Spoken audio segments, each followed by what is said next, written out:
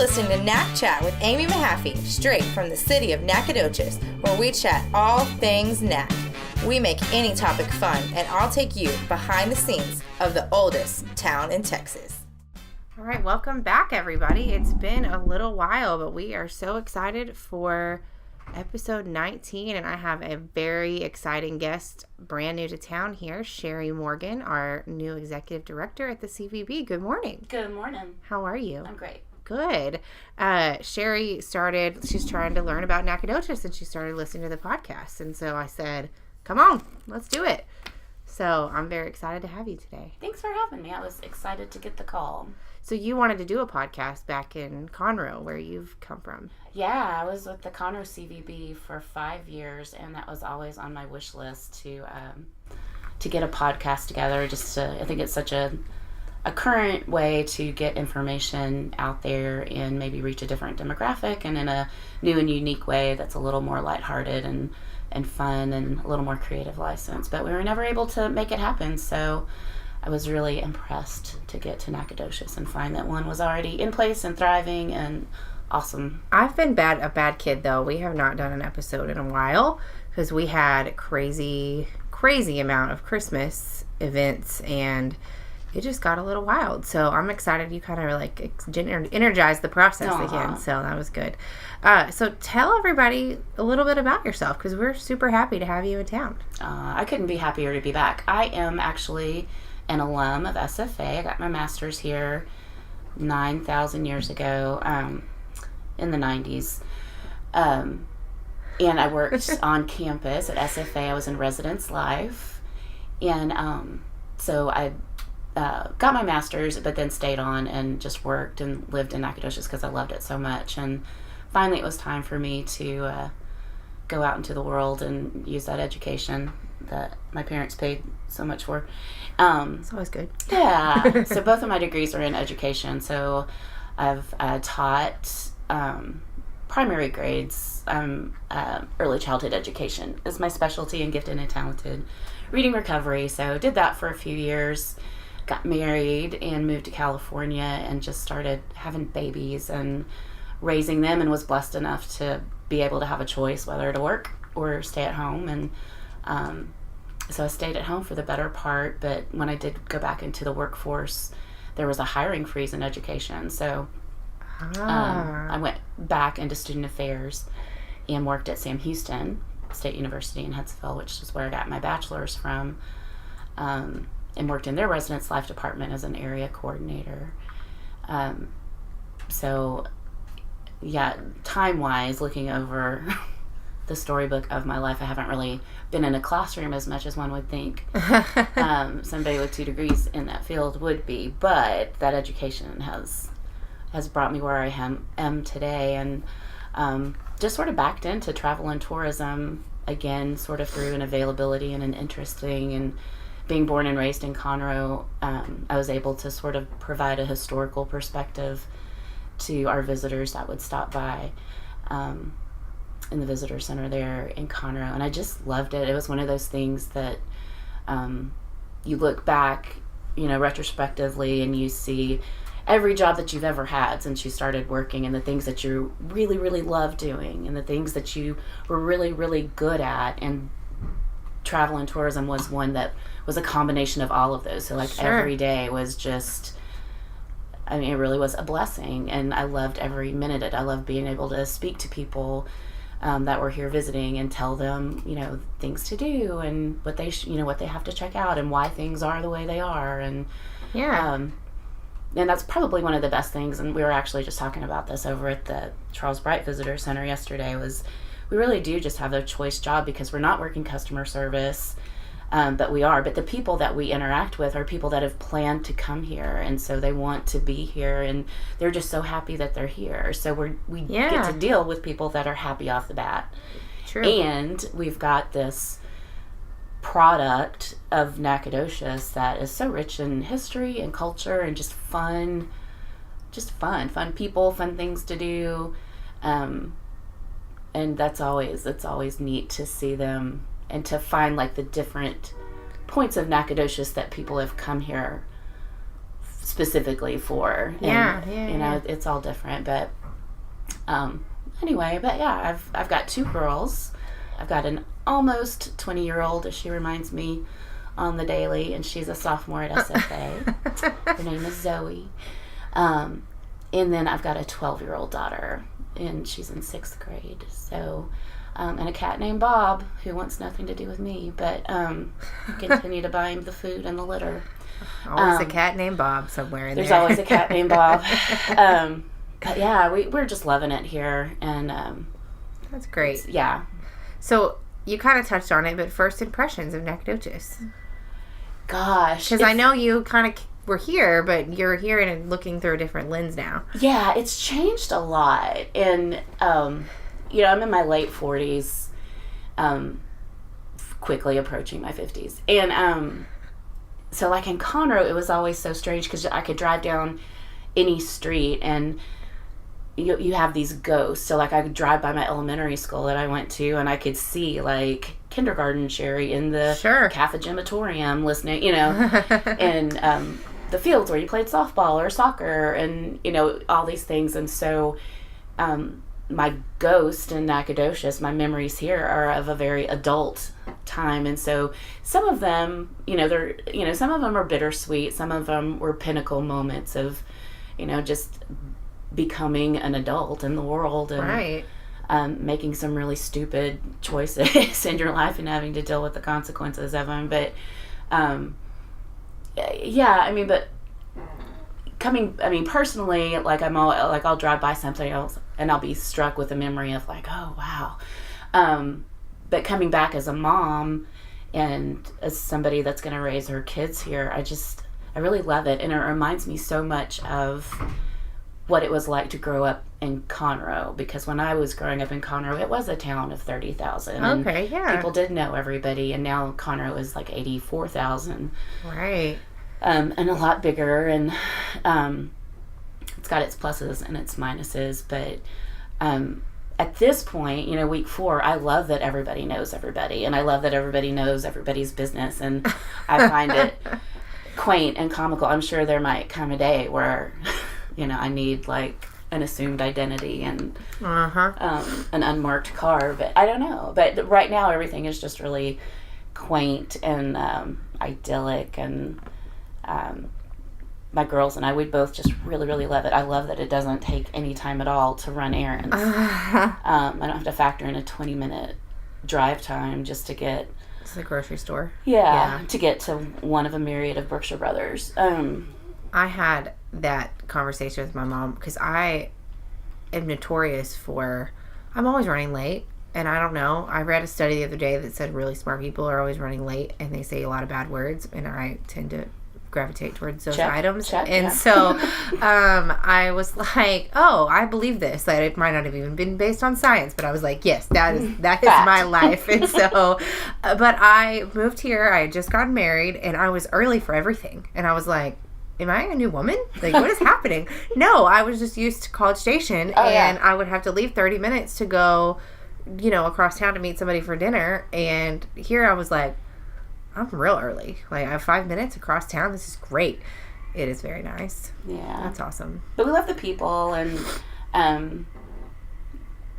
like the schools, you know, I've registered my youngest in school, and that's great. And I had a lot of friends that stayed in Nacogdoches after college, so I've been able to come back in a completely different season of our lives and reestablish some friendships with people that have had families of their own. That's great. Yeah, so it's kind of a full circle moment for me in a lot of ways, but it's just such a great community and beautiful. And my very favorite time in deep East Texas is springtime, when you get the new spring green and it's back against the evergreen of the pine trees, and dogwood season. That's my very, very, very favorite time aesthetically to be here. The redbud trees kind of tear me up, but it's worth it. There you go. As you squint through your watering eyes to look at the crusty pollen. Yeah, but I agree. So how how, I know you've been here, this is week 4. Yeah. And you had, like you said, I think this has been some weird weeks because it was Christmas and New Year's. Yeah. But do you have any exciting things that you're, in terms of tourism, that you were excited about, or anything that you're ready to get started on? I am really excited to work with Mike Bay, who is the coordinator of our guest services, and help him recruit new volunteers. Okay, great. So we are looking at what some other destinations are doing in terms of recruiting volunteers and training them to be ambassadors and establishing a voice and a tone and a message that we want them to impart to visitors about Nacogdoches. And we're so blessed. We do have, we've got great volunteers already. What we're lacking are just numbers. Mm-hmm. And because one of the greatest things is that we've got a visitor center that's open 7 days a week. Right. But we can't do that without our volunteers. Yeah. So yeah, and I think there's people in this community who have just never been asked, you know? I think you're right. Yeah. I think you're 100% right. So, yeah, once, we've got yet another holiday short week coming up. Yeah. But that's my primary focus. That was one of the first obvious things that struck me when I started, was that, my gosh, Mike Bay, he is the Shaka Khan of the visitors. So he is just everything. Didn't he know, like, some hair person that you were talking about? Oh my gosh, about? yeah. Like, back in the 90s, it was my unicorn of a hairdresser, Dennis, and he was at Ariel's. And I loved everything about him, and then moved away. Right. And, like, even my mother would reference those late 90s haircuts. Like, I wonder what Dennis is doing. Dennis. And so, you come back, and that was one of my forlorn memories of having to drive by where Dennis used to be, and my hair used to be awesome. And knowing that it probably was never going to happen, and just on a whim, I stuck my head out of my office, and I was like, Mike, how good is your memory? And he was like, well, some days better than others, but what can I do for you? And to explain the whole scenario, he could say, oh, Dennis has been styling my hair for years, and gave me his card, and I almost cried. Like, it was... It really was the unicorn. It really was. And so now I'm kind of afraid to reach out, because what if... It's not... Maybe you've, like... Yeah. It's nostalgia and not for Maybe real. he peaked. Maybe my hair was really bad. Maybe it was... I don't know. It's worth a shot, though. Oh, I'm taking it. Yeah, I gotta try. I've got to do it. I just hope that he, fingers crossed, he's accepting new clients, and that he will... But you're not new. That's true. I could pull that technicality. There's no thing in the contract that says... years. It can't be years. No, but we had driven by this new place that he's at, Head West Salon on Mound Street, because it's right by the house. And we always, my daughter and I always commented, what a clever name. Yeah, it's cute. And it was Dennis. Like, it was, the universe is pointing. Dennis and I are meant to be together. There you go. One day these locks will not be just mediocre anymore. Well, that's the beauty of a podcast, is mine's not good today either, but no one knows unless we told them. So yeah, there you go. Well, full transparency. It's not a good hair day for sharing. Well, is there anything else you want to share with our listeners? Just that I've got a rockin' staff over at the CVB. They are hard working, and they have kept the visitor center afloat through a lot of transition recently, and I couldn't be prouder of them. But yeah, I'm here to stay, and we're going to do some great things with the help of the community. It really does take the proverbial village. Sure. And we want to promote an authentic and genuine tale of Nacogdoches. Like, we want people to know the real Nacogdoches, because it's great.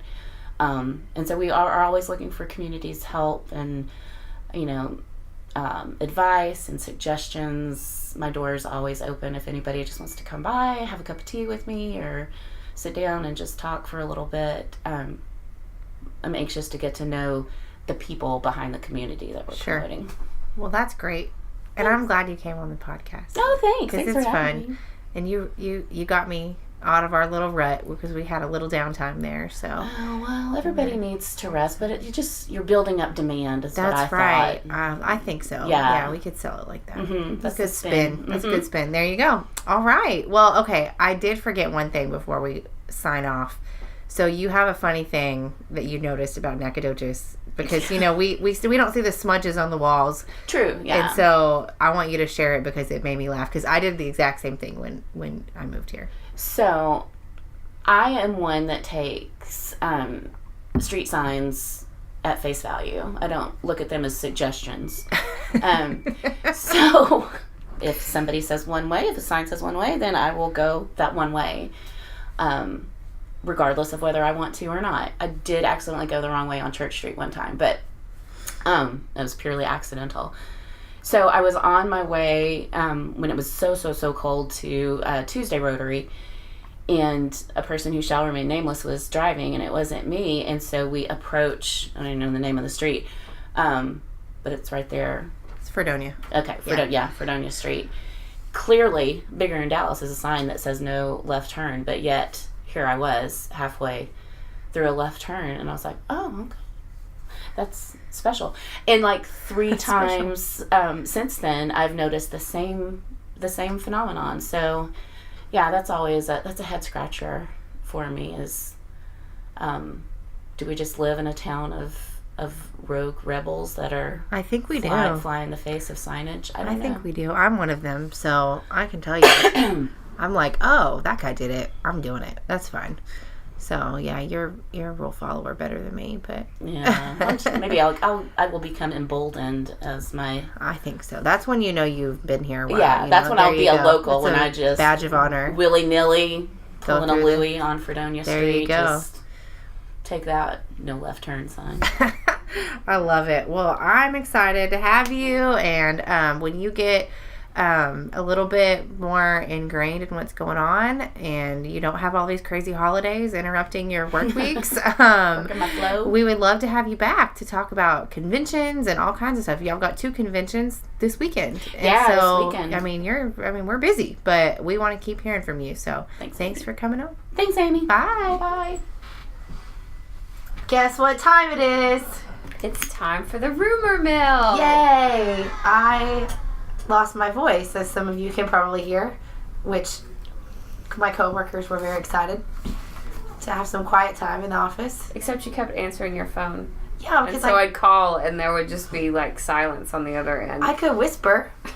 So we've been trying to do this for several days, and I finally have enough of a voice that we can do a rumor mill. So yes. I'm extra excited.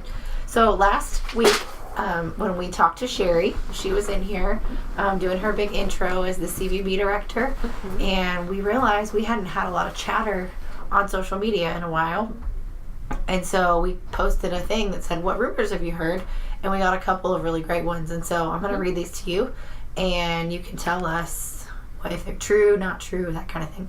Sure. So the first one is when is the city going to spend money on fixing the streets? Well, you may have seen recently in the news. Well, first let me back up.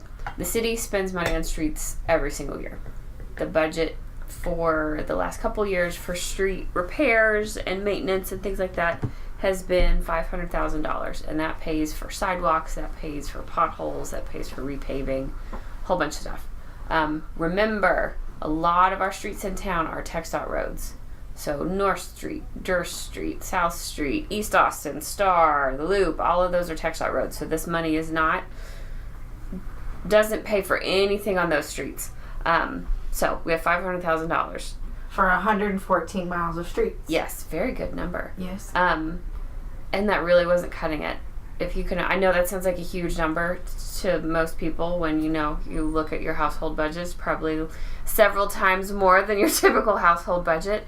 But that really only allowed the city, if they had to repave an entire street, that only allowed the city to do maybe 2 or 3 streets, if that, per year. So the city council recently adopted a street maintenance fee, which you will see on your water bills. It is $2.50 per month for apartments, It's $5 per month for single-family homes. I don't remember the commercial and industrial rates, but I want to say it's between $7 and $15 for a commercial business and an industry. And that money will go directly into a special pool of money that is dedicated only to street maintenance. Plus the $500,000. Exactly. Yes, it's not replacing the $500,000. So we expect to go from $500,000 annual budget to do street maintenance to hopefully a $1.1 million a year budget. And it's important to note that we use science, really, to decide what streets to repair. And so I can actually I'll post a picture of our street map with the blog when we post this. But it actually shows hot spots of like the worst roads. Right. And the engineering department uses that to make decisions on where to go, because somebody that rode in might see the same pothole every day, and there might be a way worse spot in the city. And so instead of us picking and choosing, oh, well, I live on this street, I really want to drive on a smooth road, so we're going to do that. We have a method to the madness, if you will. And so that's important to note, too. You'll start seeing an uptick in street maintenance when it warms up. But yes. Yeah, there is only certain temperatures that they can do street paving in. So these cold winter months, they can't do a lot of street paving because it's just too cold. And isn't there something with the concrete, like the getting the supplies this time of year anyway? Probably so. That's another limiting factor, is when we can get the supplies, because we have to, just like with any construction project, we have to buy our supplies from someone, and our suppliers don't always have asphalt or concrete or whatever it is, whatever the material is that we're looking for. And they also, when we do a large project of a couple of streets, the city will bid that out to make sure that we're getting the best possible deal for the citizens, for the taxpayer dollars, because it's obviously more affordable to pave 3 or 4 streets than it is to do one at a time. Right. So that's a great question. I liked that. Yeah, thank you. There's one more person that wrote in that heard a rumor. I haven't heard this one, and I thought I hear all of them, about a Carl's Jr. coming to the Arby's building by the mall. Have you heard this? I've heard that a couple times. There you go. It's an official podcast. The phone rang. Yeah, exactly. Carl's Jr. and Arby's, I think, are the same company. And I do think that Carl's Jr. Actually kind of made some noise in the community, you know, looking at a couple of the Arby's when they closed. We haven't seen any building permits for that hasn't come through. We haven't talked to any developers. Right. We haven't had any pre-development meetings or anything like that. So it's a natural question, and it wouldn't shock me if it happened, but I haven't seen any progress. So it also wouldn't shock me if it doesn't happen. How does it work and just in your experience, and it's probably different everywhere, but I'm just curious, when there is a national chain like that, I assume they're always scouting locations, and they might have come to look, or this rumor got started somehow. It probably wasn't wrong. It sounds like a viable question. But then what, maybe the process is they looked at 10 locations that year and they picked 3. Right. There are people that work for, if it's a large enough chain, there are people that work for the company, and their whole job is to be a site selector and to go find out where their next location is going to be. And so it wouldn't shock me to hear that a Carl's Jr. site selector was probably in Nacogdoches looking around. There's probably a site selector in our town right now. We don't know who he is or she is. We don't know what they're looking at. We don't know what they want to build. And so they, a lot of times they will do a huge amount of research before they ever get here online. And they look at our demographics. They look at other chains that are operating here successfully. So if you drive through communities across the country, you'll see a Home Depot and a PetSmart, because PetSmart like to locate in communities where there's a Home Depot because they share a similar demographic. So you'll start to see chains that locate next to each other. The fact that we have 3 McDonald's here, I think we have 3. We have 2 or 3. I know about 2. We're going to miss one, and people are going to write it and say, you guys are so dumb. You forgot about them. Anyway. And their ice cream machine doesn't work. Ice cream maker thing doesn't work. I've read so many articles about that, by the way. What is we'll the have to do deal? that on the next rumor mill. What is the deal with that? We'll do Is it it on like a later a- rumor is mill it because just I a won't get all the joke? details. No, it's really not working. Oh, okay. Yeah, it's That's a good very, teaser for next time. Yes, there is a specific issue. Okay. But anyway, so site selectors will check us out online. They'll check out our demographics. They'll scout locations online, and then they'll come to town and they'll meet typically with NEDCO or with the city planning department, and talk about locations, talk about our local development rules. We found that most of the time, once they get to us and they talk to us, they're probably a sure thing. Yeah. So it's kind of sucks to know there's people floating out there and we can't just go grab them and sit them down and talk to them. But that's the way the business works. Well, there you go. Mm-hmm. That's interesting. I didn't know about PetSmart and Home Depot. Mm-hmm. So, well, my voice is going, so I think it's a good time to sign off. Okay. Thanks. We'll talk about ice cream next time. Yeah. Okay. Okay. Bye. You're supposed to say bye. Bye.